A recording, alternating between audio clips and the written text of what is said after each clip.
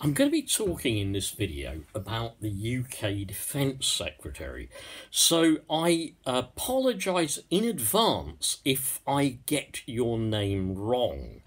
I'll say it in full, Mr. Jeremy Hunt, to avoid any confusion later on.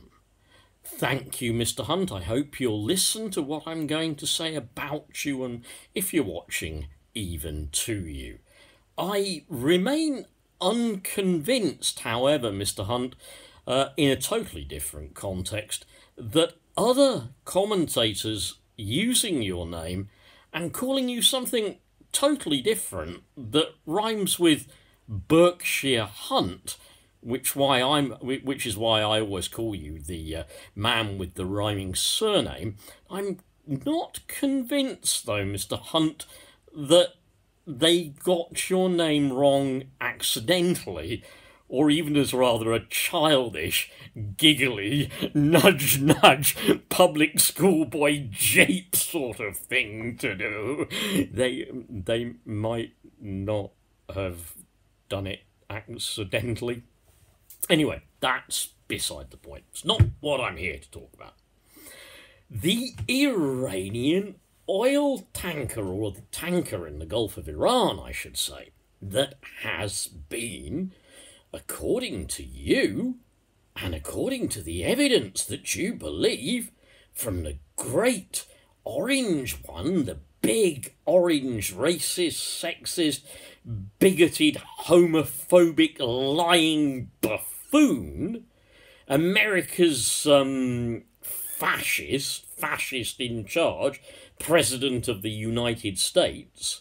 Well, according to you, Mr. Hunt, we're quite right to believe his evidence, and the Iranians did it, didn't they? Limpet mine. Oh, I love limpet mines. How did they struggle? Imagine this is like the water, right? And there's a diver under the water going boom, boom, boom, boom, boom, boom, boom. Perhaps he had a little periscope. Boom, boom, boom, boom, boom. Limpet mine. Oh yes, limpet mine there. Boom. So was it a diver with a periscope that put those limpet mines on above the waterline? Strangely enough, the Japanese owner and the crew of the tanker seem to be saying that it was hit by flying objects. Strange that, isn't it? Yeah? But I'm sure, Mr. Hunt, you'll believe the totally reliable President of the United States, the same guy who's going to be, well, buying our health service, isn't he? Very shortly he's going to be buying our health service, and you are going to be importing from the land of the brave, or maybe the land of the free, I'm never sure these days.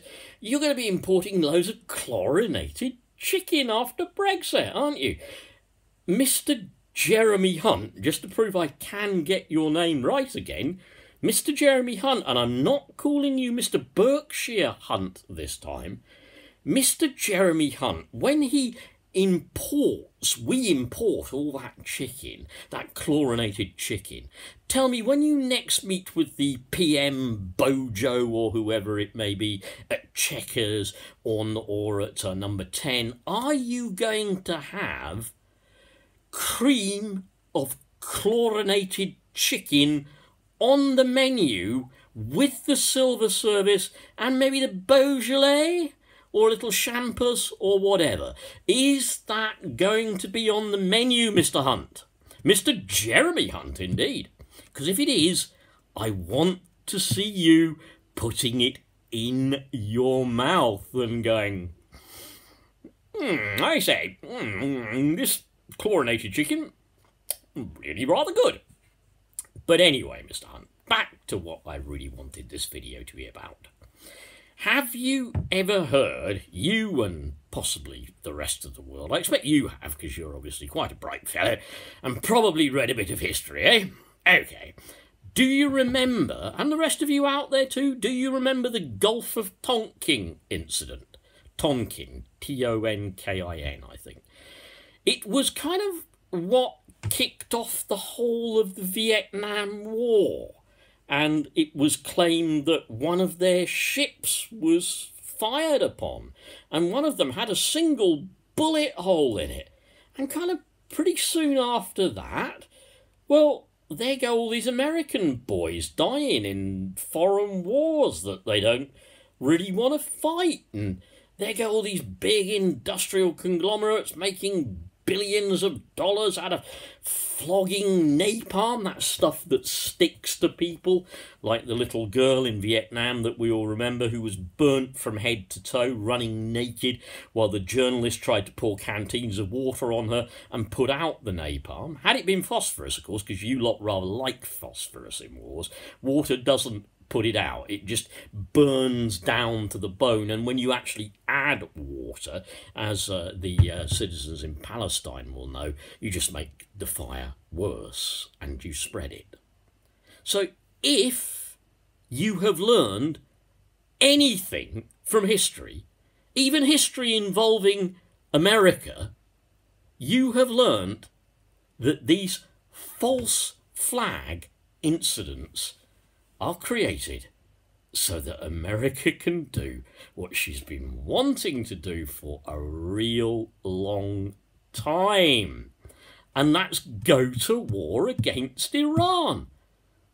Oddly enough, because of maybe getting the oil, maybe a bit of greed in America, capitalist corporate greed, or maybe America under its fascist little Nazi leader just kind of likes going to war.